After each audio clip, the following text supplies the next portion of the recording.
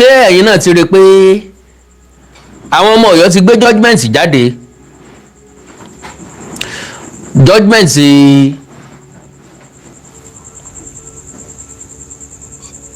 high court wọ́n tún gbé kan náà jáde bóyá pẹ̀jọ́ sí supreme àbí nǹkan kan àyẹ̀wò ẹ má wàá jẹ́ ngbà àkókò yín rárá ẹnikẹ́ni tó bá ti ń dé wọ́n mọ̀ bá wa lẹ́nu ẹ̀ ẹ má jẹ́ kí n fi tèmi dá ti yín dúró kí n tètè sọ nǹkan tí mo fẹ́ sọ pápápá pẹ̀lú ògo Ọlọ́run mo ṣe àbẹ̀wò sí ẹ̀gbọ́n mi olóyè Sunday Adéyẹmọ Ìgbòho pẹ̀lú ògo Ọlọ́run so n tá a jọ sọ ẹ bá nínú ètò míì tí yóò tún jáde Mr. E Olúfúnṣọ́ God bless you tẹ pàdé mi pẹ̀lú sticker so mo lọ rí ṣàbẹ̀wò sí ẹ̀gbọ́n mi olóyè Sunday Adéyẹmọ Ìgbòho inú Ìgbòho dùn láti rí mi Ìgbòho sì tẹ́wọ́ gbà mí dáadáa torí wípé afẹ́fẹ́ ti fẹ́ àti rí fòrò adìẹ àṣírí àwọn ọlọ́tẹ̀ olébò títí tí yóò bò fúngbà díẹ̀ náà ni irọ́ lè sáré fógún ọdún jẹ̀lẹ́ńkẹ́ lóòótọ́ ọba lọ́nà olóyè Sunday Ìgbòho àgbájẹ yín dà ẹ̀ní tán láéláé ọkàn kan inú kan ọdún kankan ìmọ̀ ń kó bá ọ ń sọ inú kan ọkàn kan ń sì tún máa ń gbé ọ lékè eléyìí tí ó wà ṣiṣẹ́ fún ọjọ́ ńbẹ̀ náà ni pé yóò máa gbé ọ lékè ní gbogbo ìgbà ọ máa borí ọ̀tá rẹ gbogbo ẹnikẹ́ni tó bá gbèrò ibi sí ọ ibi ọmọ bá wọn tìdílé tìdílé gbogbo ẹni bá gbèrò ìkà sí ọ ìkà ọmọ bá wọn tìdílé tìdílé God bless you so n tá a sọ n tó ṣẹlẹ̀ ńbẹ̀ ẹ padà máa rí lẹ́yìn ètò eléyìí ètò míì tí ó tún jáde lẹ́yìn ètò eléyìí so now ẹ gbọ́ táìtù mi Ládọjà kó bá Ṣèyí Mákindé Ládọjà báyé Ṣèyí Mákindé jẹ́ ẹ̀tún máa wá rí kan tí mo pè ní Aláàfin Anonymous versus everybody because èmi àtẹ̀yìn ó béèrè lọ́wọ́ ara wa pé kí ló dé tí ọ̀rọ̀ gbogbo kìí ṣe lérí alábàáhùn pé kí ló dé tó jẹ́ pé òní tètè jìnfìn ọ̀la tètè jìnfìn táfi mọ́ wá béèrè lọ́wọ́ ara wa pé ṣé tètè nìkan ní ń bẹ lọ́fìn ni best film God bless you sir kí ló dé táfi mọ́ sọ wípé òní alágẹmọ kú ojú àrò ọ̀la alágẹmọ kú ojú àrò pé bójú ọ̀bá tààrò ó yẹ kójú ọ̀tá alágẹmọ kí ló dé tó jẹ́ wípé Aláàfin nìkan ní bá gbogbo èèyàn jà ṣe rí pé ejò ti lọ́wọ́ nú ejò tó lọ́wọ́ nú ẹni akọ́ǹkà tó gbà ni Aláàfin kan náà la ló ṣe bákan sọ́ọ̀ ni Aláàfin kan náà ló ṣe bákan sólúbàdàn Aláàfin kan náà ló pe Alágọ̀ Ọ̀jà lẹ́jọ́ Aláàfin kan náà ló pe Ṣèyí Mákindé lẹ́jọ́ Aláàfin kan náà ni ó accept àbájáde ìgbìmọ̀ lọ́balọ́ba tí wọ́n gbé kalẹ̀ Aláàfin kan náà ni ó wá sípàdé mọ́ Aláàfin kan náà ní bá gbogbo èèyàn wọ̀ yá àdìmú Aláàfin Anonymous versus everybody money at the palace agbẹjọ́rò Aláàfin dé kábíyèsí o kí lè tó wa lónìí Aláàfin Anonymous ta là ń gbé lọ ilé ẹjọ́ gan ta lẹ́jọ́ kan lónìí ta là ń gbé lọ ilé ẹjọ́ onílù òlùlù dáadáa onílù sí àṣìṣe ẹ̀já gbé lọ ilé ẹjọ́ ewúrẹ́ jẹ òdòdó ààfin ilé ẹjọ́ òjò rọ̀ ní àkókò tá à ń rìnrìn àjò ẹ̀já gbé lọ ilé ẹjọ́ gbé òjò lọ ilé ẹjọ́ ẹyẹ fò kúrò ní òpópónà ẹ̀já pàdánù kóòtù kíláàkì àbí kíláàkì kóòtù ń sunkún ẹ jọ̀ọ́ kábíyèsí ẹ jẹ́ ká sinmi ọ̀sẹ̀ kan láìsí ẹjọ́ ẹ jọ̀ọ́ kábíyèsí ẹ jẹ́ ká sinmi ọ̀sẹ̀ kan láìsí ẹjọ́ àwọn èèyàn rẹ́rìn ẹ mọ̀ wò pé kí ni sí Ọ̀gbẹ́ni Awikonko yìí ẹ mọ̀ pé kí ni ṣe ọ̀gbẹ́ni Awikonko yìí. So now tẹ́ bá wo orí ìkànnì àwọn ọmọ tí wọ́n jẹ́ ọmọ Ọ̀yọ́ tàbí tí wọ́n ń defend Aláàfin defend Ọ̀yọ́, ẹ rí i pé àwọn gangan ni wọ́n ń kó bá bàbá yìí. Inú mi dùn pé ọmọ kóòtù òjìrèbè ti jí. Nǹkan kan tí Ọ̀yọ́ Legacy post lénìí, mo ráwọn èèyàn tí ń sọ fún pé ọ̀gbẹ́ni keep short, ẹ̀yin gangan lè ń wá wàhálà sí máàlù yìí lọ́rùn. Ọ̀rọ̀ ọ̀tẹ̀, orin ọ̀tẹ̀, àjò gbígbóná ńlẹ̀ ń ṣe. Gbogbo àwọn nǹkan wọ̀nyí ni wọ́n ń kó ẹ̀gbin rẹ́ Aláàfin lára.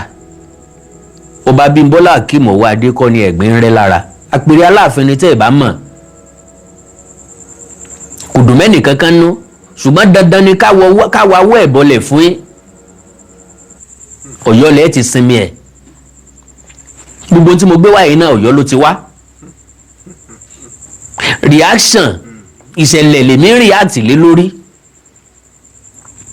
Kò ṣẹlẹ̀ tí mo originate ń bẹ̀ rárá.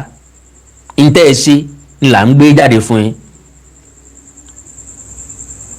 So now nínú ọ̀rọ̀ tó jáde lọ́yọ̀ọ́, Ládọjà destroyed Ṣèyí Mákindé political career as Ṣèyí will be jailed. Ẹgbọ́n ta ni ó jẹ́ẹ̀lì Ṣèyí Mákindé? Ta ni ó fi Ṣèyí Mákindé sẹ́wọ̀n? Tẹ́rí páláwàdà kéríkérí làwọn èèyàn wọ̀nyí. Àwọn ọ̀jọ̀gbọ́n àwọn àgbàlagbà wa sọ wípé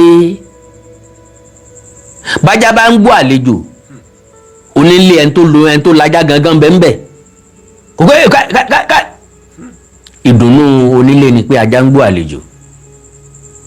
Wọ́n ní bínú Aláàfin ò bá dùn sí nǹkan táwọn èèyàn wọ̀nyí ń ṣe, ẹ shut up lásán, everybody ó kó rẹ̀ kó lórí social media. And lo and behold, táwọn Ọ̀yọ́ bá sinmi lónìí, social media ọ̀rọ̀ lẹ̀ láàrin ọ̀sẹ̀ kan sóṣù kan. That is just the logic. Èyàn ò lè máa sọkò sórí òrùlé kọ́mọ expect pé onílé òde jáde síta kó fèpè sí ohun.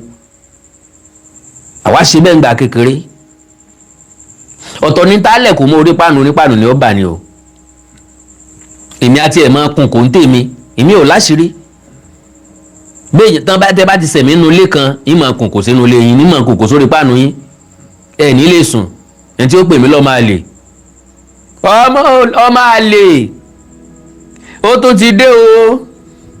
Yóò fòkò fọ́ alórí lọ fòkò fọ́ yẹ lórí ńlé.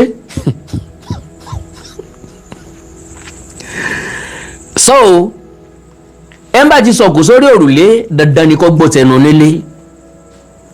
Ẹ má jọ àlọ́ àmì fàágùn. Ládọjà destroys Ṣèyí Mákindé's political career as Ṣèyí will be jailed.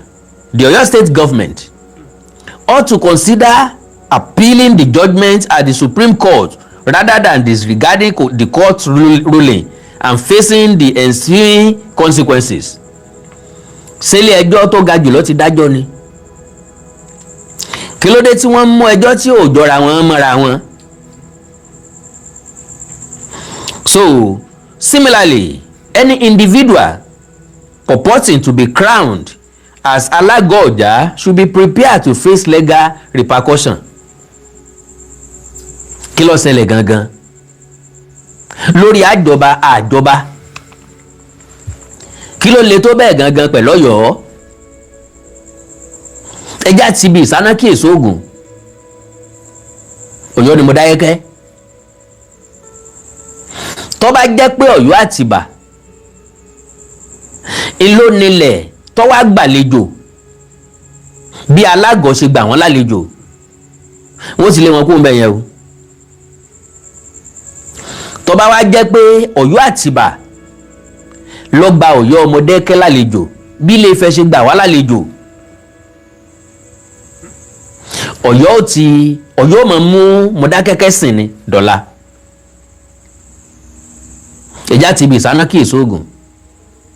Ká wò ó wípé ilé bàbá yàtọ̀ sí ilé ọmọ. Mọdákẹ́ délé Ifẹ̀, Ifẹ̀ fún Mọdákẹ́kẹ́ nílẹ̀. Ẹ bá dé Mọdákẹ́ nísìn, ẹ bá dé Mọdákẹ́ lọ́dún mẹ́wàá sí ìsìn tó wá dé Mọdákẹ́ nísìn, ò lè dá Mọdákẹ́ mọ̀mọ́. Ọmọnà dé Mọdákẹ́. Mọdákẹ́kẹ́ ti develop tó ju mo fẹ́ lè sọ pé Mọdákẹ́kẹ́ ti develop ju Ọ̀yọ́ lọ. wá wo ọjọ́ ọjà wọn bí ṣe máa ń kún lọ wo inú site lọ wo bí tí Mọdákẹ́kẹ́ ti kọ́lé dé. ọmọ bí Mọdákẹ́kẹ́ ṣe wà sífẹ̀ ni like ilé méjì sẹ́gbẹ̀ẹ́ títì yóò jẹ́ fẹ̀. mi mọ̀ bẹ́ẹ̀ gẹ̀ẹ́tì dáadáa ilé méjì sẹ́gbẹ̀ẹ́ títì as in ilé tó kọjú sí títì ọlọ́dà àti ilé tó wà lẹ́yìn rẹ̀ yóò jẹ́ fẹ̀. àwọn ilé tó kù bẹ́ẹ̀ yóò jẹ́ Mọdákẹ́kẹ́ àwọn ilé tó kù lẹ́yìn ẹ̀ lọ wọ́n jẹ́ Mọdákẹ́kẹ́. láti tó gate lọ dájí bá ń délé lọ dé ọba ń dé ìkan lè gbọ̀ngbọ̀ngbọ̀n. kí ló fà á Ilé Ifẹ̀ fún wọn lórí ọ̀fẹ́ láti develop. yàtọ̀ sí Ọ̀yọ́ tó ya múnisìn tí ó fẹ́ jẹ́ káwọn tí ń bẹ lábẹ́ wọn jẹ kán jáde kúrò kán gbègbè ayé wọn. àwọn àgọ́ ọ̀já ò kì í ṣàlejò àwọn gangan ló nílẹ̀ o. now baálẹ̀ ni bàbá wo Ògúnṣúà Adédoyin tẹ́lẹ̀tẹ́lẹ̀ èmi ìmọ̀gbà tí wọ́n gba dé Ilé Ifẹ̀ ò against wọn Bokun Adésíjú Adé ò against wọn. ǹjẹ́ tó mọ nǹkan tí Ọ̀yọ́ ṣe Ọ̀yọ́ rán wọn Baṣọ̀run wá sórí Ilé Ifẹ̀ láti wá dé bàbá wo Ògúnṣúà ládé. what an insult what an ìkọjá ààyè. Ifẹ̀ ò sọ̀rọ̀ wọn ò bínú wọn ò wí nǹkan kan. kí wàá ló ṣe Ọ̀yọ́ Àtìbà tí wọn ò láwòkọ́ṣe tí wọ́n fẹ́ wò. kí ló dé tí wọ́n pè wọ́n ló ń fúnra ìràì tí wọn ò pa fún wọn mọ́. kí ló dé táwọn jẹ tán ya ajẹ lójú onílé ajẹ yìí tó lóko ò lè jẹ. o ò lè dá Mọdákẹ́kẹ́ yàtọ̀ mọ̀ sí Ifẹ̀ lónìí. gọ̀kadà láti inú Ifẹ̀ yóò gbé ọwọ́ nú Mọdákẹ́kẹ́ gọ̀kadà láti inú Mọdákẹ́kẹ́ yóò gbé ọwọ́ nú Ifẹ̀. àwa tá à ń yí gbogbo ẹ̀ mọ́ra wọn lélẹ̀. so furthermore Governor Seyi Makinde and the individual referred to as Alago Oja, purportedly the Ashipa, should be mindful of the implications of contravening a judicial verdict. In Nigeria's legal framework, supremacy is not conferred by political office, whether it be presidency, governorship, or traditional chieftaincy. Given that Ashipa constitutes one of the 7 members of the Oyomesi Council and not the paramount ruler, wọ́n ti upgrade ni. Ìkan lára Oyomesi ni wọ́n. Nígbà tẹ́ ẹ tàn wọ́n tójú wọn ò tí ì là. Tí wọ́n rò wípé ìbí òjù bí lẹ́ẹ̀ fi ṣe pé bá àti bẹ̀rù la bọ́ mọ́ pé ẹ̀jọ̀ kọ́ ọmọ lùpọ̀ bọ́. Pé bẹ́ẹ̀ bọ́tún bá ti ń jẹ yóò fún òsì jẹ bósì bá ti ń jẹ yóò fún ọ̀tún. Wọn mọ̀ wípé àdánìkànjẹ lẹ́ẹ̀fi ṣe ẹ̀yin wá ń sọ wípé ọ̀gbọ́n kan péré ni àgọ́ ọ̀já nínú gbogbo ilẹ̀ Ọ̀yọ́. Wọn wá máìdì pé ọ̀gbọ́n kan péré làwọn wọ́n wá fẹ́ jọba lórí ọ̀gbọ́n kan ọ̀hún. Ètò wá jẹ́ kí wọ́n lọ lálàáfíà ẹ̀ jẹ́ kí wọ́n fẹ̀dọ̀ lórí òróǹro. Now, okay, given that Ashipa constitutes one of the 7 members of the Oyomesi Council and not the paramount ruler, Governor Seyi Makinde should reassess his stance, recognizing the transient nature of political power and the potential for future accountability, including possible imprisonment for actions undertaken during his tenure. Well, bẹ́ẹ̀ bá léèyàn tí ń tẹ́jọ́ ń ṣàwàdà ní kọ̀rọ̀ kò sẹ́ni tó lè change anything, kò sẹ́ni tó lè gbé Seyi Makinde lọ ilé ẹjọ́. Ọ̀la nílé ọmọ mọ̀ ń bọ̀ lọ́yọ̀ọ́ lágbára Ọlọ́run, mọ̀ ń bọ̀ mi ìwúyè security mi ló máa tight. torí pé ààrẹ Bọ́lá Ahmed Tinubu ti ṣèlérí security fún mi.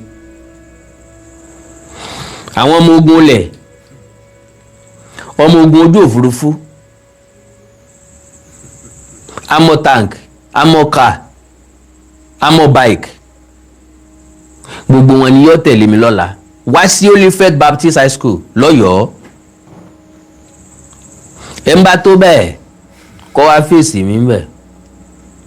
ẹ mọ̀ pé gẹ́gẹ́ ìṣẹ́gbẹ́ gògóńgò, ẹ mọ̀ pé kékeré kọ́ ni bàbá fi jọmọ. ẹ má advice mi pé kí n má lọ. ṣé ẹ gbọ́? now ẹ̀já sáré wo judgement tí wọ́n ní àwọn ní tí wọ́n gbé wá.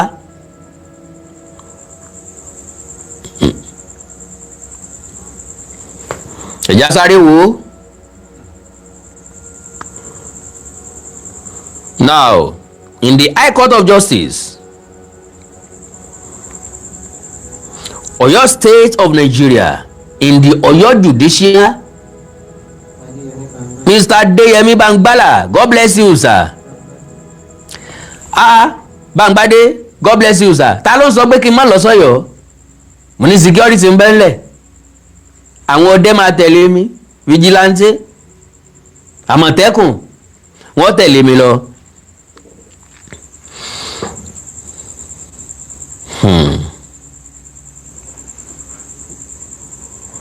NCF kíní kan náà sí the High Court of Justice,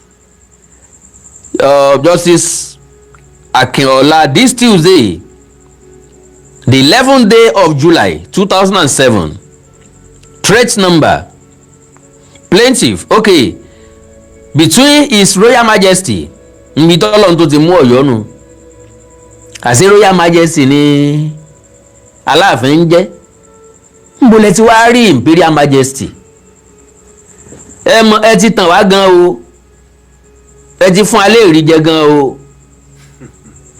Níbo lẹ ti wá rí Imperial Majesty? Because justice lọ́tà sí yín. Ẹ rí i pé fúnra lára yín ẹ má sòpò bá wọn jà, ẹ má fòògùn bá wọn jà, fúnra wọn náà mọ̀ fúnra wọn lóògùn jẹ́, ẹ má fòògùn bá wọn jà, ẹ má fòògùn bá wọn jà, fúnra Ọ̀yọ́ lọ̀yọ́ fúnra wọn lóògùn jẹ́, ká má sòpò bá wọn jà, fúnra wọn náà ń táṣírí ara wọn. Between His Royal Majesty Ọba Lamidi Ọláyíwọlá Adéyẹmí III, Alaafin of Ọ̀yọ́, and 1. Governor of Ọ̀yọ́ State, 2. Attorney General of Ọ̀yọ́ State, 3. Alhaji Ganiu Ajiboye Busari. Plaintiff is represented by Alhaji A.C. Oladipo, the private principal secretary to the plaintiff. Defendants are absent. Àwọn tó tán pè lẹ́jọ́ wá, okay? Mr. Ifealu Kone for the plaintiff. Mr. A. Babalola holds the brief of Mr. Biodun Abdulrahim for the third defendant. Judgment. The plaintiff hearing in the originating summon as filed in this action on the 18th day of September 2006 formulated 3 questions for determination in this suit and thoughts for the following reliefs against the defendants. Ìwé yẹn ò hàn dáadáa ni. 1. A declaration that the document of office titled, and I quote, Instrument of Office to a ruling house chieftaincy issued, dated and given by the first defendant on 26th July 2006, or any date at all purportedly approving the appointment of the third defendant as Baale of Agoja in the area of authority of Atiba local government area, Oyo, is illegal, okay, null and void, and of no effect whatsoever. Ìyẹn nígbà tí wọ́n tiẹ̀ fi wọ́n jẹ baálẹ̀ náà làwọn ọgbà yìí o. 2. A declaration that the first defendant has no power, authority or jurisdiction. Gómìnà wọn bá wí báwo. Or jurisdiction. Sáàrí kejì sá.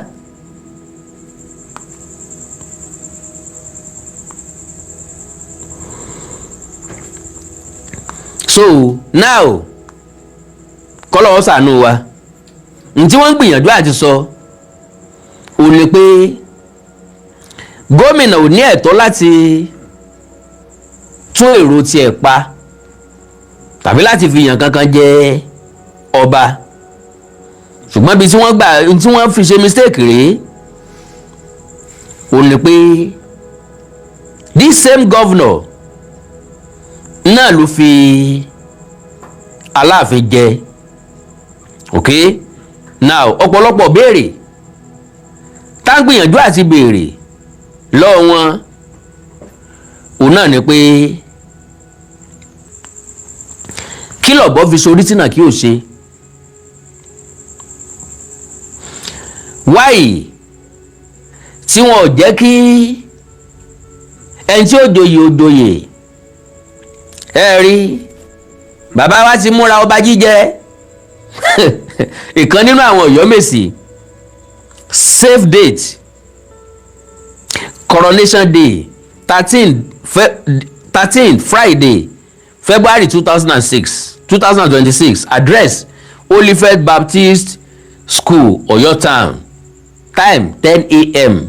celebration day February 14 Saturday 2026 address St. Michael Primary School Agunpopo Oyo Town time 2 p.m. His Royal Majesty Ọba Alhaji Abdulhamid Oyewale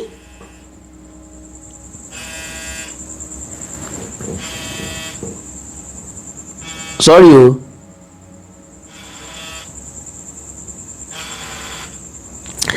His Royal Majesty Ọba Alhaji Abdulhamid Oyewale Gbadewolu Ajagungbade the first the Ọba Samu of Oyo Ọba Samu of Oyo land hey o mo mọ̀ wípé bí gbogbo èèyàn fẹ́ jọba bàbá Samu wọ́n máa jọba Kennedy níbi tí wọ́n tí Ṣèyí Mákindé ti inaugurate Oyo State Council of Obas and Chiefs bàbá Samu yìí ń bẹ a pick picture wọn èmi mọ̀ wípé because àwọn ní ọ̀kan nínú àwọn Ọ̀yọ́mèsì méjì péré tó tẹ̀lé Aláàfin Owoade tó support Aláàfin Owoade tó wà lẹ́yìn Aláàfin Owoade kò yéye mi pé ìjà ó ti ṣẹlẹ̀ láàrin wọn báwọn torí ẹni tí ń wórí fún wọn ló ti fẹ́ gbadé sórí yìí wọ́n fẹ́ kí bàbá ó ṣerú kú bàbá náà sọ pé dídùn ló kù òun ọ̀jẹ́ kíkan mọ́ òun ò ṣe kábíyèsí fẹ́nìkan mọ́ òun náà fẹ́ kí wọ́n ṣe kábíyèsí fóun òun ọ̀dọ̀bálẹ̀ fún èèyàn kankan mọ́ òun náà fẹ́ káwọn èèyàn ọ̀dọ̀bálẹ̀ kí wọ́n kúnlẹ̀ fún òun bó tiẹ̀ jẹ́ pé ńgbà tó ń dàgbà lọ́lá tó náà dé ó pé òun bẹ́ẹ̀ òun ó lò wọ́n bá tó kù ológun àárọ̀ ń bẹ ológun ọ̀sán ń bẹ ológun alẹ́ wà ìgbà tí ògo wọ́ bá dé kọ́lọ́njẹ́ ọba wa láyé agbára ọ̀kan mímọ̀ ṣe ọ̀kan ìṣẹ̀lẹ̀ ní ọ̀ṣẹ̀lẹ̀ tó gu ẹni ó fi dé ìṣẹ̀lẹ̀ tí ó ṣẹlẹ̀ tí ó mú gbé ayé ìyípadà bá èmi àtẹ̀yìn kọ́lọ́njẹ́ ó tètè ṣẹlẹ̀ ìṣẹ̀lẹ̀ tí ó ṣẹlẹ̀ sẹ́ ooo àwọn èèyàn mi ò lè ṣe àmì ó mọ̀ ga o ó mọ̀ ga o.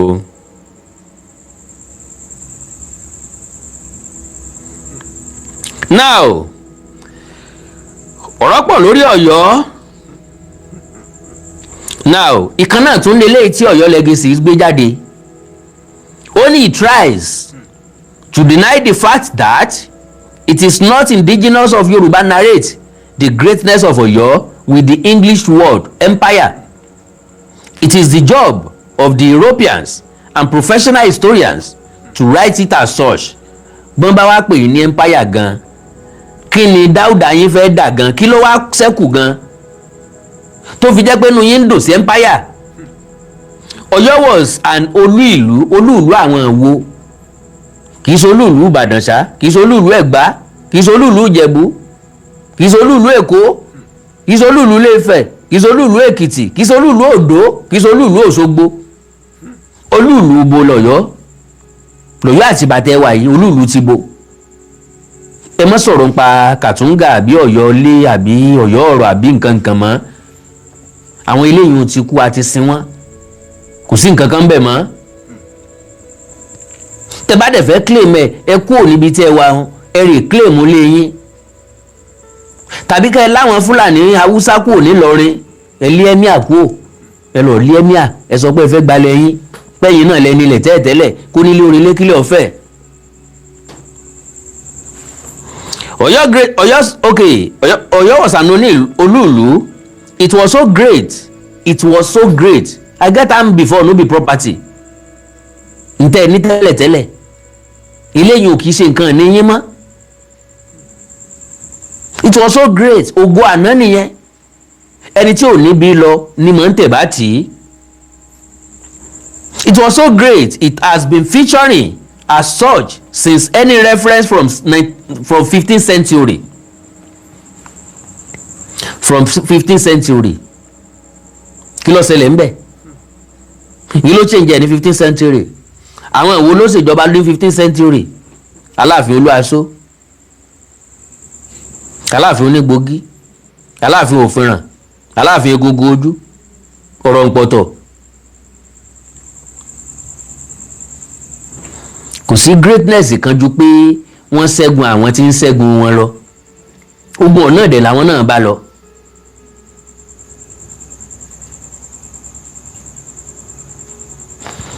Egungun Ojú sá lọ. Ikú ogun ló pa Òfinràn. Àbíyà kí lorúkọ ẹ̀? Aláàfin Onígbògí ó sá lọ. Ikú ogun ló pa Òfinràn. Ikú ogun ló pa Egungun Ojú. Ikú ogun ló pa Ọ̀rọ̀ǹpọ̀tọ̀. Ọ̀dà, Ọ̀yọ́'s greatness is not emphasized only in our spiritual myths and legends. It is also acknowledged beyond borders. Àwọn tó acknowledge ẹ beyond borders. Ẹ rí ìbá wọn nísìn kẹsọ pọ̀ yọ ní. Kẹsọ pé ń tẹ̀sí fún ọ láyé ìgbà náà tó fẹ́ ṣe lénìí tàn bá ní tí ìkábọ̀ yín lójú. Ẹ try ẹ gbìyànjú ẹ. If you are looking for empire, you would not find it, as one would not find a lot of that anywhere until the foreign scholars began to write their journals of these lands. Kadum and Batuta did not write Mali as an empire. Revisionism straightens things out as much as it reinvents. Ọ̀yọ́ legacy is no mo screenshot ẹ ní o bí ọba parọ́ lọ́la o. So now oríṣiríṣi nǹkan ní ti Ọ̀yọ́ wá. Ọmọ tí wọ́n pè ní Adédayọ̀ Victor níbi tí ọbọ̀yọ̀dé ó ní Ṣèyí Mákindé alága Ọ̀já bracket Aṣípa should be aware of the consequences that come with defying a court judgment. In Nigeria, no one is above law, not even a sitting president, governor, or a mere irrelevant ló fẹ́ kọ́ chief. Aṣípa is the 7th member of the Ọ̀yọ́mèsì and cannot be crowned as a king. Ọ̀gbẹ́ni ibi tó bá wà bí bàbá yìí bá ti gbadé lọ́la kó wá sí kúrò lórí ẹ̀ torí àwa mọ̀ pé yóò gbadé. Ṣèyí Mákindé ọ̀wà náà sì lónìí pé kò ní wáyé mọ́ lọ́la, ó túmọ̀ sí pé yóò wáyé. Ẹni tí ó dùn máa ń kó forí sọlẹ̀ àti móye yìí jẹ́ ná. ẹni tí ó dùn mọ́ kó forí sọlẹ̀.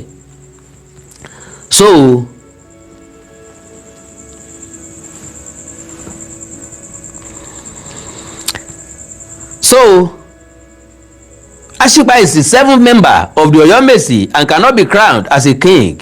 He is a chief under the Alaafin of Yoruba land. Therefore, Seyi Makinde should reconsider his actions. He won't be governor forever, and who knows, he might end up in Kirimanje after his term for all wrongdoing is committed in Oyo State. Àdúrà kan ní gbà fún kọ́lọ̀ mọ́jẹ́ Seyi Makinde ó rí gbogbo táǹkà yìí. Ṣé gbọ́? Now, gẹ́gẹ́ bí nǹkan tí mo sọ lẹ́ẹ̀kan, ẹ máa gbọ́ nǹkan tẹ́ni sọ o. Good morning, sir. I watched your video presentation on Alaafin filing a lawsuit against the Oyo State government, challenging the government authority to elevate the status of Alagoja to Anoba. Thanks so much for always standing up for the truth. The Lord will bless you abundantly. Amen, sir. This is my contribution. There is a great difference between the people of Ile-Ife and the people of Oyo Alaafin. Case 1. Ile-Ife. The landlord accepted Oyo refugees, the tenants, and gave them land to settle down. The Oyos, now called Modakeke, expanded far beyond the original scope of land they were given. Yet, after a period of time, the Ooni approved the elevation of the Baale Ogunsua of Modakeke to the status of Anoba. Gbogbo eléyìí ṣojú wa 17th century kọ́ ló wáyé 16th century kọ́ ló wáyé àwa mọ̀. Yet, after a period of time, the Ooni approved the elevation of the Baale Ogunsua of Modakeke to the status of Anoba. The Basoro of Oyo even had the audacity of performing the rites of crowning Ogunsua in Ife land if a people did not protest or fight against this disrespectful and not traditional act of Basoro of Oyo.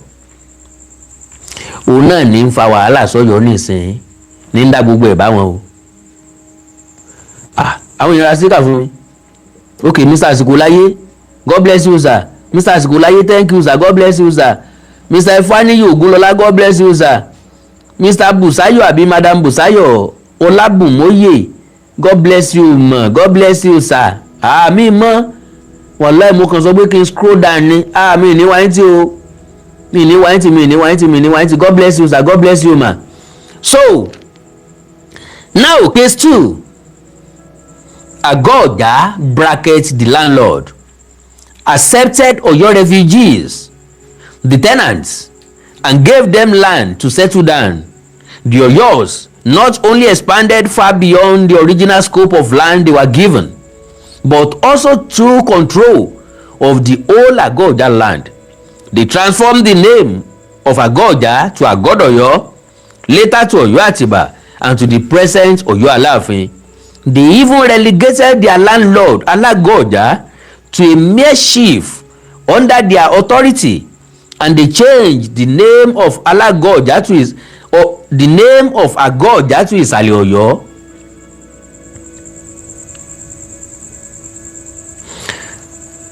Wọ́n gbé orúkọ Agoja wọ́n parẹ́.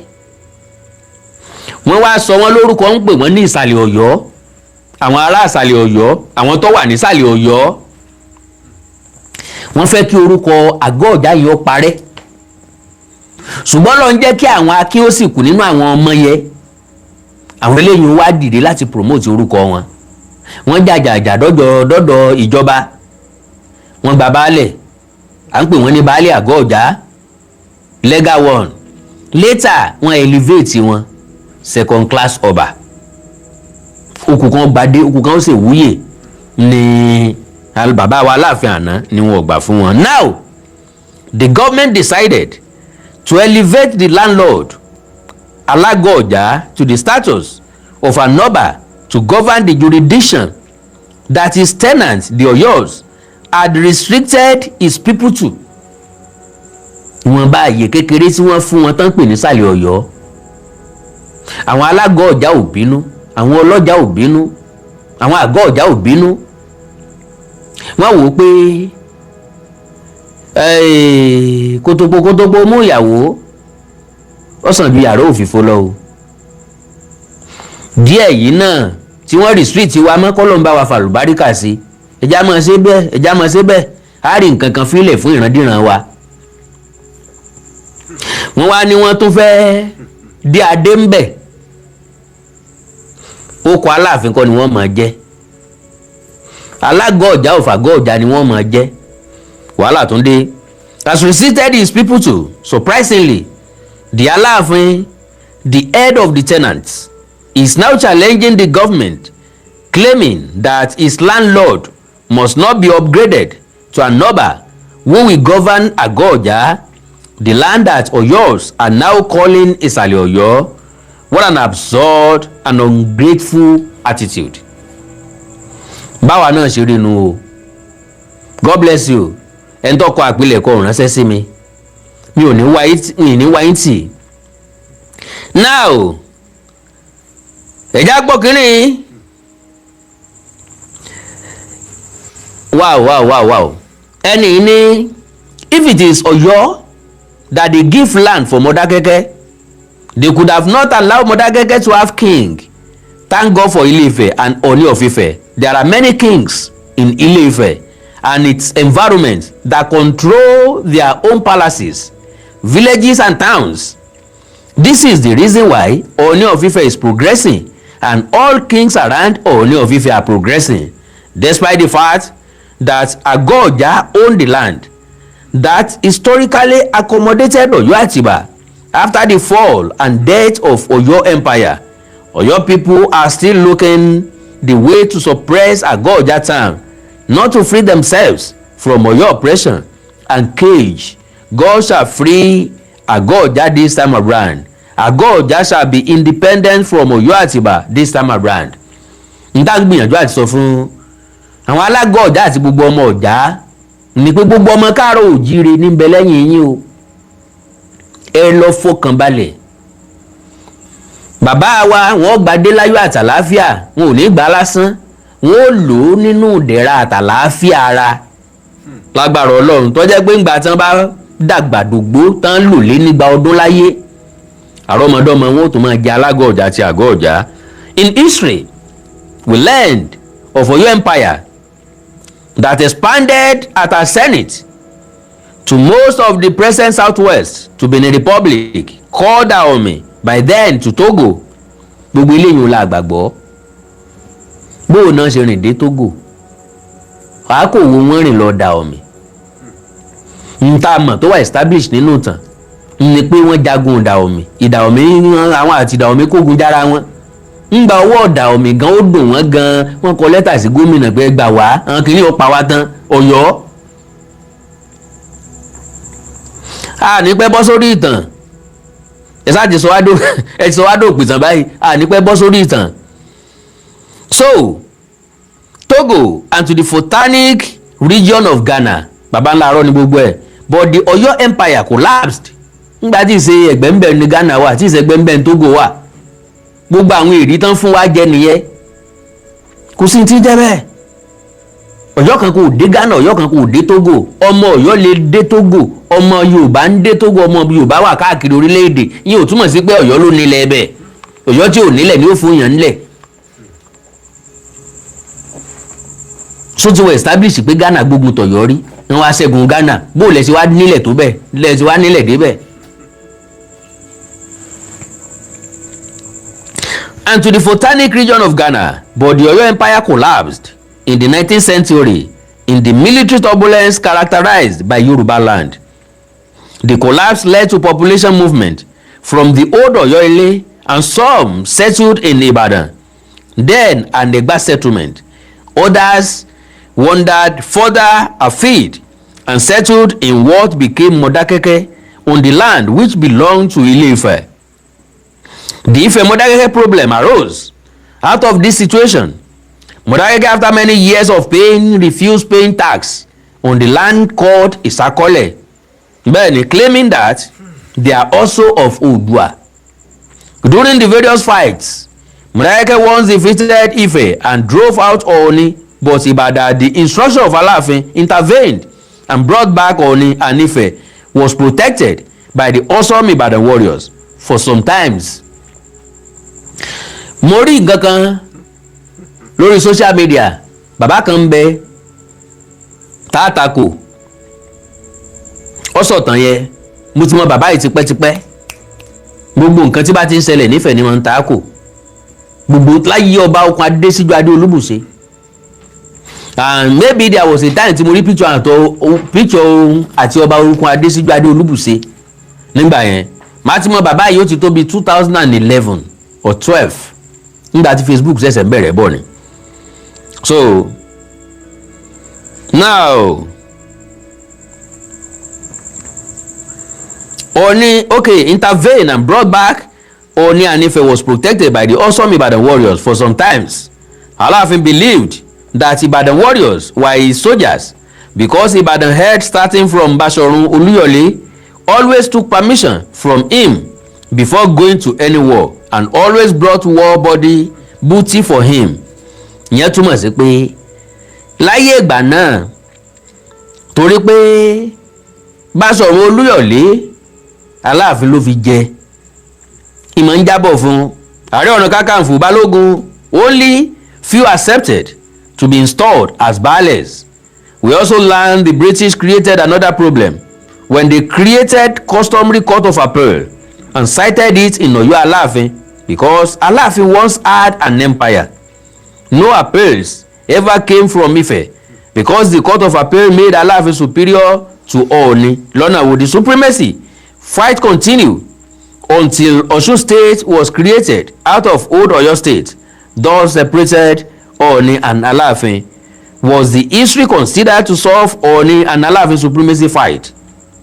Was the history considered to solve the Ife Modákẹ́kẹ́ war? We also learned that Ibadan warriors were not serious to recover Ilorin after Balogun Oderinlo led Ibadan warriors defeated Ilorin warriors in Osogbo in 1840. The remnants were chased to the outskirts of Ilorin. At that moment, a war commander said casually that what was in the village of Ilorin sef, kí ló wà ń Ilorin gan, ẹja máa lọ ibi tí Yorùbá báwọn ọmọ káàró òjìrì tí wọ́n ti gbàgbé Ìlọrin nù. We learned in history that if the rest of the Yorùbás had supported Ìjẹ̀bú-Òde in 1892 Imagban war, the British could not have defeated Ìjẹ̀bú-Òde easily like that. In fact, during that Imagban war, Ibadan was fighting Ìjẹ̀bú at Ìjẹ̀bú-Òru. Kí ló ṣẹlẹ̀ níbi ogun Imagban yẹn tá à ń sọ yìí? Àwọn èbó aláwọ̀ funfun ráùtù ibi tí wọ́n máa ń kó ẹrú gbà lápá bí lọ sí Benin nǹkan yẹn orí omi Ìjẹ̀bú ni. ẹ̀ẹ́dì pa sọ̀rọ̀ ńgbà kan wípé tán bá ra ẹrú náà ńlẹ̀ káàrò òjìrì lápá Ifẹ̀ nǹkan Dọ́yé Ìkirè Òṣogbo Ẹdẹ nǹkan Ìjẹ̀bú, àwọn ará Ìjẹ̀bú ni wọ́n máa ń rà á, náà máa ń rẹrú lọ́wọ́ àwọn tí wọ́n fẹ́ tà á. Àpòmù ni wọ́n ti fi ń ṣe business center. Bí ìgbà tí àwọn alárùbọ̀ bá kó ìrì oko wá táwọn aláràtúntà tí wọ́n wá kó, gẹ́gẹ́ bẹ́ẹ̀ lọ́rọ̀ ẹrú ńgbà náà. Àwọn ará Ìjẹ̀bú ni ó wá rà á láràtúntà, wọ́n tà fẹ́ èbó lówó gẹ́gẹ́rẹ́. Ok, àwọn Ìjẹ̀bú wá dìde ńgbà kan pé wọ́n ń ṣòwò, wọ́n ń borí omi, àwọn kọjá lọ́fẹ̀ẹ́, irọ́ o, àwọn ọmọ gba owó tó géètì lórí omi fẹ́nikẹ́ni tó fẹ́ kọjá. Ìbò wa fẹ́ kọjá, wọ́n fẹ́ kọjá sí Ìjẹ̀bú, wọ́n fẹ́ kọjá ní Ìjẹ̀bú, wọ́n fẹ́ borí omi kọjá. Ìjẹ̀bú restrict wọn pé wọ́n gbọ́dọ̀ kọjá. Gómìnà lọ́rán wá ń sẹ́ ẹ padà rí bá gómìnà yín pé kò sáàyè láti kọjá, làwọn yẹn fi padà lọ. Ìpadàbọ̀ àbíjà wọn ni wọ́n wá togotogo pẹ̀lú instrument tó pọ̀. Ìjẹ̀bú gbìyànjú ṣùgbọ́n agbára wọn ò kéèbó nígbà náà. Lẹ́yìn ogun yẹn, ogun Ìmàgbọ́n yẹn ni wọ́n ṣẹ̀ṣẹ̀ sign treaty tiwọn. So ọ̀rọ̀ débẹ̀ ni o. Now we learn from history that the British used the Ekiti Parapọ̀ War to use Koni to take over Yoruba land, while other regions that resisted them were massacred, e.g. Benin Empire and Sokoto Caliphate. Yes, gbogbo àwọn ìlú tí ọgbà kéèbó ṣàkóso lórí wọn lọ lọ́fẹ̀ẹ́ òkú sùn níjẹ̀bú láyé ìgbà náà ogun màgbọ́n tẹ̀ ń sọ yẹn tá ń sọ yẹn abúlé bàyà abúlé làwọn òyìnbó ń penetrate ni wọ́n ń dominate ìjẹ̀bú tán fi lé wọn jìnnà káwọn ìjẹ̀bú tó surrender fún wọn. So okay àti bẹ́ẹ̀ bẹ́ẹ̀ lọ ẹ má jẹ́ rìn jìnnà lónìí. Now n tí gbogbo ọ̀rọ̀ wọ̀nyí dálé lórí ò ní pé ayé ìgbàhùn ti lọ ayé ìsìn ló kù bí wọ́n ṣe ń gbà yín ọ̀tọ̀. Aláàfin náà la ṣe ń pàrọwà fún pé kí bàbá yìí kí wọ́n dúró ní Adégbẹ̀yẹ kí wọ́n má ṣe mistake ìlú Adégbìtẹ́ torí pé Adégbẹ̀yẹ dáadáa Adégbìtẹ́ lọ. Ọlọ́run yóò ràn wọ́n lọ́wọ́ o, Ọlọ́run yóò bá wọn ṣe o. In the Supreme Court of Nigeria holding at Abuja, Supreme Court number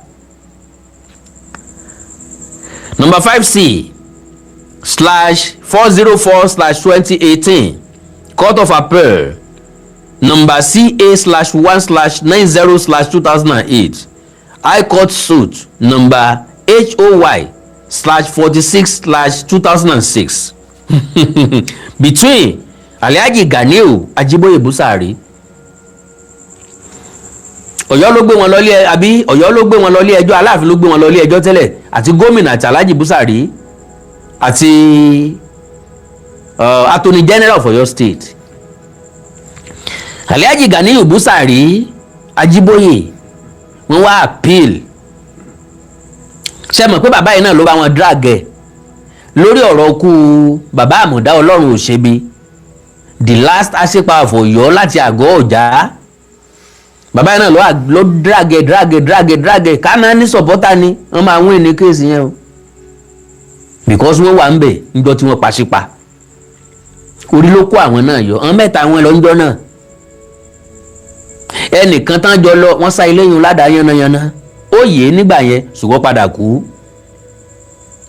Bàbá tó wá fi ẹjọba yìí orí tí ó dàdé ni wọ́n máa sọ pé orí tí ó dàdé inú agogo dẹni ti wá, ọrùn tí ó lè jìgbàrà lẹ̀kẹ̀ bèbèrè tí ó lò mọ́sàájà akọ aṣọ ọba tí tanná yanranyanran inú agogo dẹni. Bàbá yìí wọ́n ń pè bẹ́ẹ̀.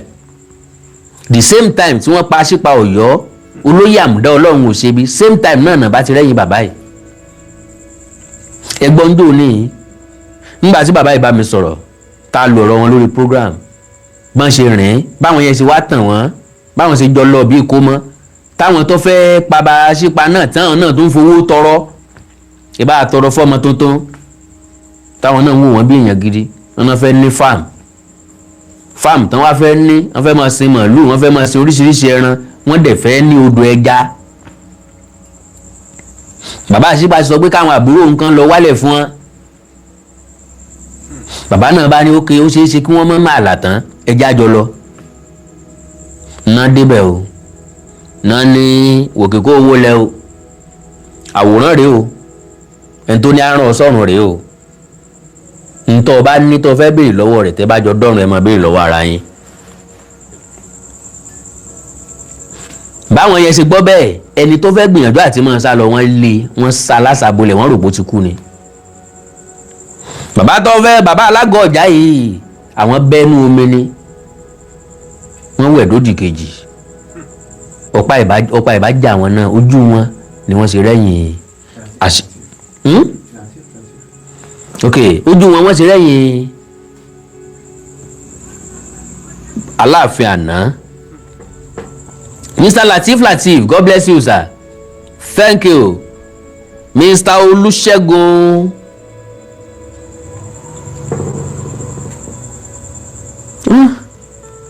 Fámi wọ́ mi wo orun gẹ́ẹ̀tì orúkọ dáadáa ẹ má bínú. ǹjẹ́ ìtorúkọ yẹn dáadáa God bless you ọlọ́run bá ń kí yín o. So bàbá yẹn wà ń bẹ̀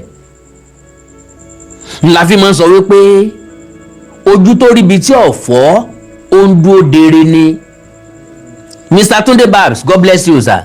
Ojú tó ríbi tí ọ̀fọ́ ń lójú bàbá Alhaji Ganiyu Ajiboye Busari. Bàbá yìí gbọ́dọ̀ dàdé lójú ẹ̀mí wa. I can't wait kí bàbá ó gbadé lọ́la kó dòyàn gbà. Yes, kó dòyàn gbà ká máa fò sókè ká máa ṣàjọyọ̀. Ká wá wo tẹ̀tẹ̀ tí ó torí ẹ̀ wò, ká wo ṣẹ̀lẹ̀ tí ó torí ẹ̀ṣẹ̀, ká wo ilé ẹjọ́ tá a tún lọ lẹ́yìn Supreme Court. Ká wo tí yóò jẹ́ ìdájọ́ ilé ẹjọ́ Supreme Court. Ìgbà táwọn bàbá yìí bá kó evidences kalẹ̀, tán kó documents kalẹ̀, àwa lá nílẹ̀ wa. A gbà wọ́n lálejò lákẹ́ran. A gbà wọ́n lálejò láàrin mú mímọ́. Olóyè Aliu God bless you sir. Mi ní wáyé tì sir. A gbà wọ́n lálejò lákẹ́ran, a gbà wọ́n lálejò ládáràn. A mọ̀ pé èèyàn ṣe bẹ́ẹ̀ o. Ifá sì wí fún baba ńlá baba wa agídí ni. Eegun orí kan rà àyà ni. Ìfẹ́ ni wọ́n láwọn ní o. Ìfẹ́ wọn lò lódógún báyìí o. Ẹ̀rí ayé wa báyìí. Wọ́n ti fún agbẹ́, wọ́n ti fún àgọ́ ọ̀já, wọ́n fún wọn sẹ́gbẹ́ kan. To the extent pé mi rò pé èèyàn lè fẹ́ jáde kúrò nísàlẹ̀ Ọ̀yọ́ nǹkan mọ́ gba inú Ọ̀yọ́ kọjá. Kí ló dé táwa kọ́ ọmọ lùpọ̀ bọ́? Okay, between Alhaji Ganiyu Ajiboye Busari and one His Royal Majesty wọ́n tó lò ń bẹ́ o ní Supreme Court o. Ọba Lamidi Ọláìwọlá Adéyẹmí III respondent/applicant Alaafin of Ọ̀yọ́. 2 Governor of Ọ̀yọ́ State. 3 Attorney General of Ọ̀yọ́ State. Respondents motion on notice non-pin judgment. Motion on notice because ọjọ́ mentioning ní court ó yàtọ̀ sọ́jọ́ hearing. Kò sá mọ̀ o mi ìsolófin o ṣùgbọ́n pẹ̀lú òye kékeré tí mo ní mi sábà rí ilé ẹjọ́ tí wọ́n ti ń gbẹ́jọ́ ní first day. There should be mentioning pé ókè o agbẹ́jọ́ lọ ilé ẹjọ́. Lẹ́yìn wọ́n á fix date. Wọ́n gba béèlì ẹni tán gbé wá ní o, wọ́n gba béèlì ní o, kò jẹ́ mọ́kàn lọ́ọ̀kì wọn, kò jẹ́ mọ́kàn fi wọ́n mọ̀ ti lé wá ní o. Ẹlẹ́rìí yín ń kọ́ kí ni dọ́kúmẹ́ǹtì tẹ́ ní ọjọ́ tí wọ́n ó kó jáde ọ̀tọ̀.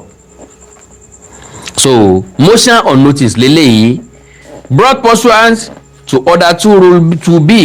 Ọ̀yọ́ gbọ́n tán bá fẹ́ ṣe jìbìtì wọ́n á wá gébi tó fẹ́ fọ wọn.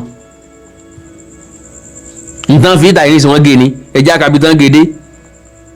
Brought pursuant to order 2 rule 28(1) of the Supreme Court rules 2014 as amended and under the inherent power of this honourable court as enshrined in section 6(6)(8) of the 1999. Ìyókù ńkọ́ wọ́n ti gé. Ọ̀yọ́ bọ́n ṣe ń gbà ti treaty náà nù. Ká tó rí ìwá complete ẹ̀ jáde fún wọn kó dùn ó tó bó. So bí wọ́n ṣe nǹkan wọn nu. Àkàndọ̀rọ̀ Awikonko Àjàó àrò Awikonko sọ̀rọ̀ lójú ọlọ́rọ̀. Àwa wá ń retí tí ó ṣẹlẹ̀ lọ́la. Mi láìkí ń tẹ́ni ikọ́. Láìkí ẹ̀. Ṣùgbọ́n máa kà á. Yorùbá ló fi kọ́. Báwo ni Àtìbá ṣe di Aláàfin?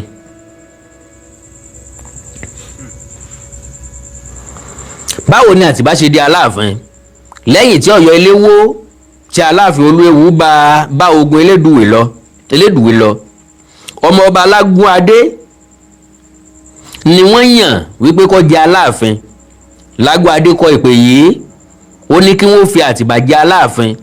Lágúnadé ní Àtìbá ló lè kojú àwọn Fúlàní láti dáàbò bo Ọ̀yọ́. Ayé o ó fẹ́ kú o ó fẹ́ kú o.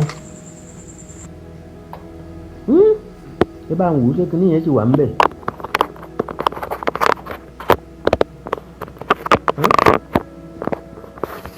Power bank dà pápápá. Yo.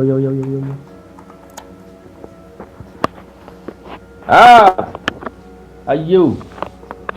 Náà yóò bá dùn. Gbogbo. God bless you sir. Yín tẹ́ wà lórí Facebook ẹ bá ń pín program yẹn jọ. Mi ní wáyé tì. So okay. Lágbóadé kọ ìpè yìí ó ní kí wọ́n fi Àtìbà jẹ Aláàfin. Lágbóadé ní Àtìbà ló lè kojú àwọn Fúlàní láti dáàbò bo Ọ̀yọ́ láì mọ̀ pé irọ́ ni kò sí ti ń jẹ́ bẹ́ẹ̀. Wọ́n sì mú Àtìbà gẹ́gẹ́ bí Aláàfin tuntun. Àkíyèsí pàtàkì kan wà nínú ìtàn yìí. Ǹjẹ́ ẹ mọ̀ wípé lásìkò tí ogun Elédùwé ń lọ lọ́wọ́, ìtàn náà fi yé wa wípé Àtìbà ní agbára ju Aláàfin Olúewu lọ nítorí ó ní ọmọ ogun lẹ́yìn rẹpẹtẹ. Ìdí nìyí tí wọ́n fi ń pè é ní Atọ́ba tẹ́lẹ̀. Àtìbà pàápàá ti gbèrú lọ́kàn rẹ̀ láti di Aláàfin Ọ̀yọ́. Àtìbà múlẹ̀ pẹ̀lú Kúrúnmí àti Olúyọ̀lé àti sọ eléyìí sẹ́yìn. Àwọn wọ̀nyí ni wọ́n ṣe okùnfà bí Fúlàní ṣe pa Aláàfin Olúewu tí Ọ̀yọ́ ilé sì ṣubú lulẹ̀ bámúbámú. Àtìbà ṣe ìlérí Ààrẹ Ọ̀nà Kakanfò fún Ikúrúnmí àti oyè Báṣọ̀run fún Olúyọ̀lé. Àtìbà ti mọ̀ wípé kò sí ọmọ oyè kankan tó lè jẹ Aláàfin lẹ́yìn òun ló jẹ́ kó lẹ̀ dí àpòpọ̀ pẹ̀lú Olúyọ̀lé àti Kúrúnmí Oyíndàmọ́lá. Ńgbà tí Àtìbà di Aláàfin ní Àgọ́dọ̀yọ́ ní àgọ́ Ọ̀já Ọ̀yọ́, Àtìbà ó fi Kúrúnmí jẹ Ààrẹ Ọ̀nà Kakanfò, ṣùgbọ́n Gbénlá ni wọ́n fi jẹ Báṣọ̀run ní Ọ̀yọ́. Olúyọ̀lé náà sì jẹ Báṣọ̀run ní Ìbàdàn. Ohun tí mo fẹ́ ká dì mú nínú àyọkà yìí ni wípé àwọn bàbá wa ìṣáájú ṣe ọ̀pọ̀lọpọ̀ àṣìṣe tó sì fa ìpalára tó pọ̀ fún ìran yìí. Ìmọ̀ tara ẹni nìkan, ojú kòkòrò, àìsí ìfẹ́ àti ìṣọ̀kan kó bá wọn lọ́pọ̀lọpọ̀. Ìdí nìyí tí mo fi mú àwọn ìtàn yìí wá ká fi kọ́ ọgbọ́n ká lè ṣe ara wa ní òṣùṣù ọwọ̀. Ilẹ̀ yìí ò ní bàjẹ́ o. Sọ́rí, a sì ra wa lóṣùṣù ọwọ̀ lẹ́yìn ọ̀la. Akandọ̀rọ̀ Awikonko, Àjàó àrò Awikonko aṣọ lójú ọlọ́rọ̀. Ẹ jẹ́ kí n máa lọ. Kò sí nǹkan tí èèyàn fẹ́ pè mí fún. N tí mo rí ni mo wá sọ. Wọ́n ní Ṣèyí Mákindé ó ṣẹ̀wọ̀n. Àwọn Ọ̀yọ́ ló sọ bẹ́ẹ̀ o. Wọ́n ní Ṣèyí Mákindé ó ṣẹ̀wọ̀n.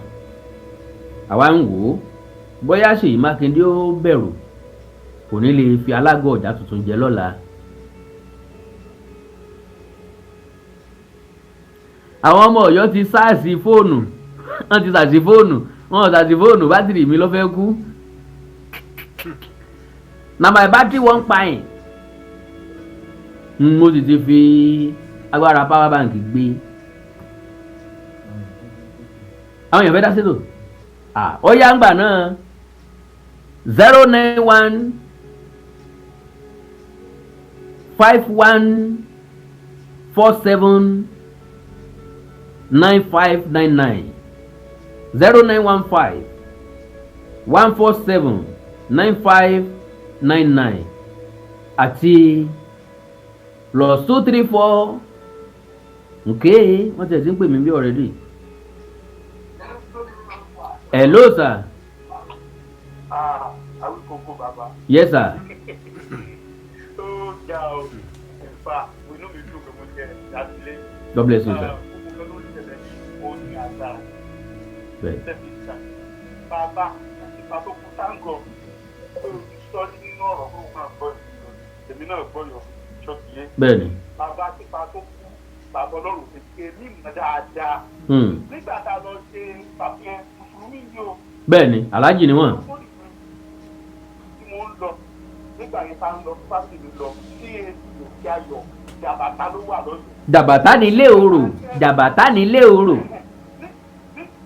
Lónà Awikonko nígbà tá a fẹ́ kọ́ ìdí àgbègbè wa bàbá mi la pè bàbá mi lọ́rùn tó ti yẹn láti aláàjì yẹn. Nígbà tó ẹgbẹ́ tá tó bẹ̀rẹ̀ Sunday school bàbá yẹn ti dé láti àárọ̀. Bàbá yẹn wà pẹ̀lú wa tá a fi ṣe ìyẹn tán kò ń ṣe pé bí wọ́n pè kọ́ aláàjì àmúlò ọlọ́run ṣe wọ́n dúró tì wá tá a fi parí ìsìn. Àwọn ìyá fọ́tò èmi ni mo gbé oúnjẹ tí bàbá yẹn ẹ̀kọ́ oúnjẹ wọn oúnjẹ àjọ̀dún. Mo lọ gbé sẹ́yìn mọ́tò wọn. Láti bí around 89 or 1990. Okay. Wọ́n tó ti pé bàbá yẹn wà á fi 1991. Okay. Òun lọ tó ṣẹlẹ̀.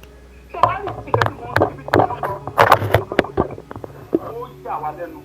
ṣé wá ní ìkẹ́ tí wọ́n sọ pé ọ̀dọ́ àkópa fún lọ àṣírí lọ́tọ̀ fèsì wá tún sí yìí.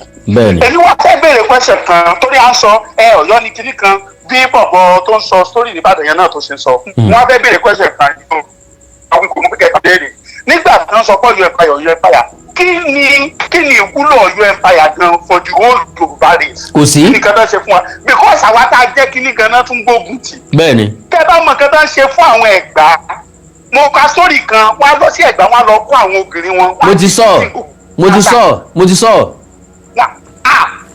táwọn bá mọ̀ nǹkan tí Ọ̀yọ́ sọ ni this thing is too terrible. tó kí wàá ní lárí jà kí ni kókó nǹkan tá à ń ṣe torí Ọlọ́run. kí ni nǹkan tá à ń ṣe ẹ̀jẹ̀ sẹ́gbẹ́ ní Fálọ́yọ̀ wọ́n ní olúkúlùkan ìtọ́ ni ẹ̀ ń bọ̀ níjà ẹ̀ ń ṣe kìíní sàmọ́ fẹ́ máa forí gbá ni. wọ́n máa forí gbá o. tẹ́ bá sọ pé bẹ́ẹ̀ nílé yín why are you now fighting your own? why do you nínú gbogbo àwọn tó wà ní Nàìjíríà táwọn Britain kójọ sọ́gbẹ̀rú ní Nàìjíríà yẹn ìran Yorùbá nìkan ló ní ìran tá a lè trace pé orísun wa lélẹ̀. mo ti sọ́ọ̀rì. orísun wa Ìgbò lórísun Hausa olórísun àwa nìkan la so why are we not protecting our own soil? we are the tribe àwa nìkan la lórísun ta lè náwó pé láti wá rè àìmọye interview mo lè sẹ́dẹ̀ àwọn fídíò interview ọmọ Ìgbò tọ́mọ ọmọ Ìgbò pé ibo lórísun yín àwọn ọ̀jẹ̀ claim kó fẹ́ ni èmi rẹ̀ ní jù làwọn these are set of confused people but kò sí ọmọ Yorùbá tẹ́ bá bí pé bo ni orísun yín wọ́n á ní ilé Ifẹ̀ ni bẹ́ẹ̀ ni. so why are we now fighting our orísun? gbogbo ọ̀tàn tó Ọ̀yọ́ fi máa ń bùgà wa Ọ̀yọ́ ló ní kinní kan Ọ̀yọ́ ló ní kinní kan nísìnyí àṣírí gbogbo ẹ̀ tí wàá tún sí nígbà tí bàbá Ọ̀ọ̀ni tí wọ́n lọ síjú adé káwa àti Adéyẹmí tẹ̀sán fàgbà yẹn ṣó ti yẹ yín ṣé ọmọ nǹkan tó ṣẹlẹ̀ bàbá síjú adé ó dá ìjà yẹn jà sólódì nǹkan tó dẹ̀ fa ni pé ṣe bàbá síjú adé bàbá yẹn máa ń sakọ so àwọn èèyàn support a lot of people support Alaafin because they felt Alaafin was being oppressed. bẹ́ẹ̀ni bẹ́ẹ̀ni. bàbá máa ń sakọ bàbá síjú adé máa ń sakọ gan àwa mọ̀ wọn dáadáa tó máa ń sakọ gan so we were feeling that wọn kàn wọ́n oppress Alaafin ni. so gbogbo story tí wọ́n máa ń sọ́ńkà yẹn tó ń parọ́ òun ló ti wá jábọ́ sí i.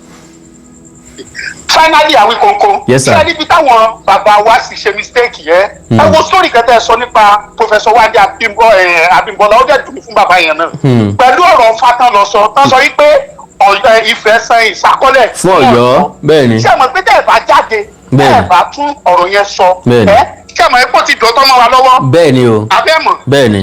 ṣé ẹ mọ̀ pé ọ̀rọ̀ yẹn like in 20 years time like in 15 years time like in 10 years time like in 30 years time àwọn èèyàn lọ kà á wọ́n wá sọ wípé pé Ifẹ̀ ti sọ sákọ́lẹ̀ fún tẹ́lá sọ wípé wọ́n wá sọ wípé ó wà nínú Odùfá wọ́n tún wá sọ fún yín wípé nígbà tí wọ́n kọ Odùfá yẹn gangan wípé ṣe bọ́ Ọ̀ọ̀ni wà bẹ́ẹ̀ Ọ̀ọ̀ni ò sọ̀rọ̀ wọ́n tún padà gbàgbà Yorùbá wà bẹ́ẹ̀ gbọ́n wọn sọ pé òótọ́ ni nǹkan tó kọ́ wa Ifẹ̀ ọmọdé ìfẹ̀lẹ̀ mi Ifẹ̀ sọ̀rọ̀ nǹkan tó kọ́ wa débi tá a wà gẹ́gẹ́lé ni tó kún wa débẹ̀ nìyẹn ẹ máa rí lẹ́yìn àwọn parọ́ má dẹ̀ sọ̀rọ̀ dòtọ́ mi lọ́wọ́ ẹ̀ dẹ̀ ní sọ̀rọ̀ look at where we are now àwa ń dẹ̀lẹ́sì káàkiri gbogbo àgbáyé nígbà tẹ wá ń bá wa jà sí kí wàá ní kókó ń sè yìí o èmi lọ lórí ọba àti èèyàn máa ń sọ fún òun lórí ọba ni kò ní ìdìnnà ọ wọn yóò tiẹ̀ bá yín jà tó bá níwọ̀n lọ lórí ọba ó yà ṣe kọ́mọ ni wàá sọ fún mi sì wípé èmi ni dájú mi ní ìbàjá máa máa wọ́n ràn ní. kó o lè hello sir. wá ṣe nǹkan tágbà ń ṣe. hello sir. pípéyàn lágbà ó yá wá ṣe. hello sir.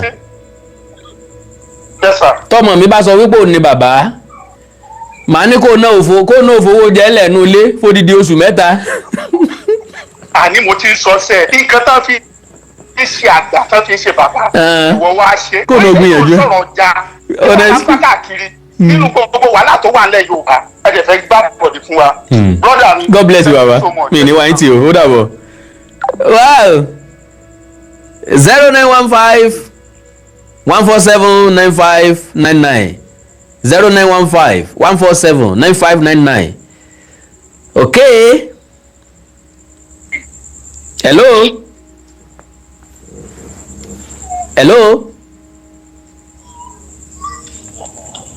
hello sir Mr. Tunde.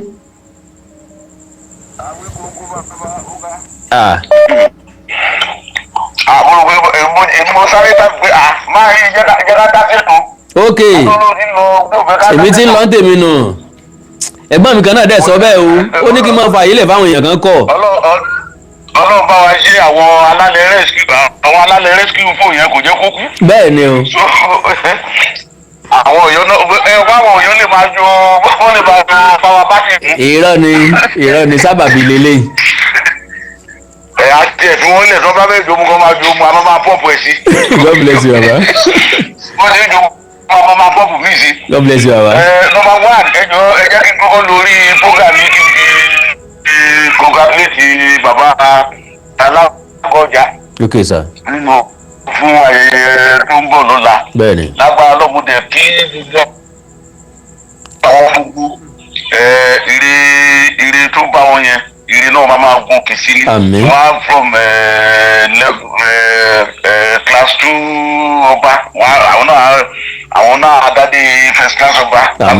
àmín àṣẹ. agbára ìdùnmọ̀rì gbogbo ìlú tó gbàdúrà ìdàgbàsókè. bẹ́ẹ̀ni. ẹni ìlú tó bá tẹ̀sí pé káwọn ìlú tó wà lẹ́gbẹ̀ẹ́ òun kó má dàgbàsókè àwọn ló mọ nǹkan ló bá wọn. ìlú yẹn gan ló dé dàgbàsókè. ìlú tó bá ti gbé dàgbàsókè anybody tí ó lè dádúró. bẹ́ẹ̀ni. anybody tó lè dádúró. bẹ́ẹ̀ni sir. àwọn tó dẹ̀ ń pariwo ẹ̀páyà ó tó máa ń ẹ̀páyà wà ní ìlú which is àwọn eré atọ́kì ìfá atọ́kì. bẹ́ẹ̀ni. this turkey ní headquarters ó tó máa ń ẹ̀páyà. Roman Empire tó rú gbogbo àgbáyé wá rí.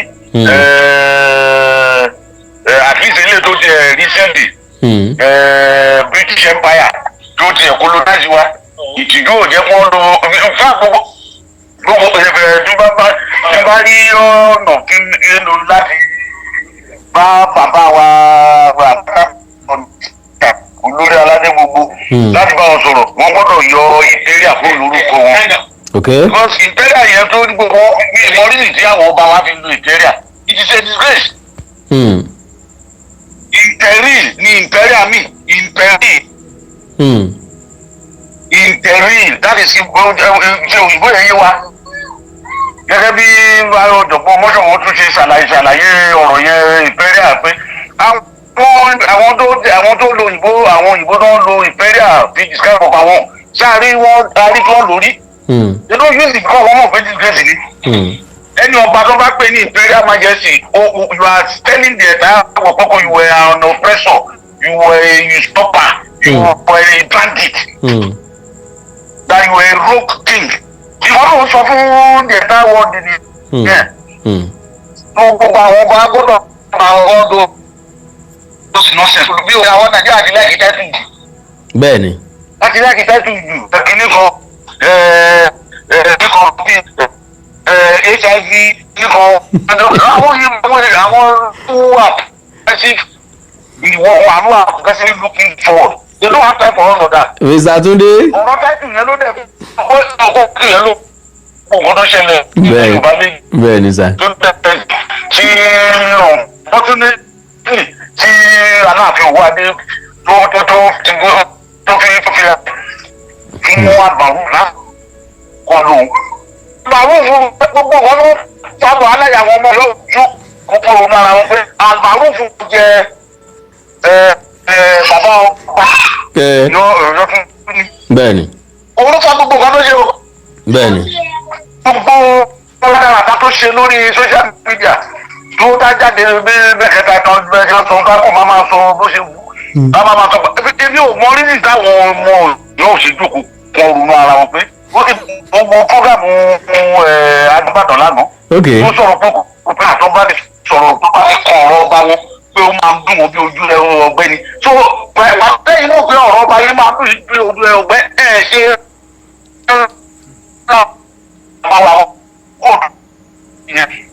ìyá hello sir. orúkọ Yorùbá tẹ ẹ ti láwọn ọ̀yọ́ fún táwọn làwọn yẹn ìpẹ́ nímọ̀ àkọ́kọ́ abẹ́jẹ́ òyìnbó ló ń ṣàbẹ̀wájú àfíríkà máa ń jẹ bàtà tẹ̀ sí gbàgbé ẹ̀ ń kẹ́mọ̀ pé a ti gbà ní wọ́n ti sọ̀rọ̀ yọ. bẹ́ẹ̀ni. ẹni rẹ̀ máa fò kiri. God bless you baba. so network. pẹ̀lú kọ́ máa sọ mọ̀ ẹ máa bá wa gẹ̀ẹ́sì videos láti ibi ayẹyẹ bàbá wa ni àkọ́. lágbára Ọlọ́run kọ́lọ́ ń dá wa síjọ́ lálọ́. èmi ò ní ìdá sí àbáṣe pé kẹ má lọ lórí mo gbogbo pé pọ̀ jù olùkàkì pọ̀ jù. mo dẹ̀ pé mo dẹ̀ fi fóòsì kan bí mo bá ẹ rí. ok. tí mo ń bẹ bàbá wa Ọ̀jájá. ok. ó bá wa fi Awíkonko jẹ ààrẹ làákàyè ọ̀fun Oòduà. wọn ní fi mí joyè. ó di dandan wọ́n gbọ́dọ̀ fún àwa ọmọ lè sọjẹ́sì fún bàbá pé kọ́ fi kan nú wájú. kàn lè fi wá joyè ó dàbọ̀ Mr. Túndé ó dàbọ̀ ẹjẹ́ àgbẹ̀lómi ó dàbọ̀ sà kàn lè fi mí joyè ok ẹjẹ́ àgbàgbé àwọn èèyàn mi ń pè mí gan-an ẹjọ́ ẹ tó bá ti pè wọ́n yá ká sọ̀rọ̀ fún ìṣẹ́jú kan ó pọ̀ tán ìṣẹ́jú kan àbọ̀ ẹjọ́ God bless you. Hello.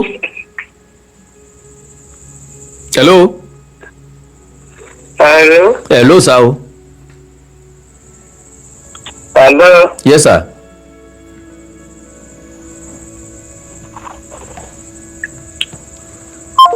tẹ́ bá láǹfààní àti pè padà nígbà tẹ́ bá rí dáadáa 0+234 915 1479599 tàbí +234 904 851 9362 tí wọ́n bá gbà pé méjì péré sí kí n máa lọ lé.